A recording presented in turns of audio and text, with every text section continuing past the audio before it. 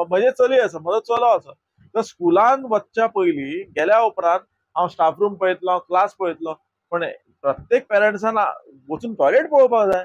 बरोबर.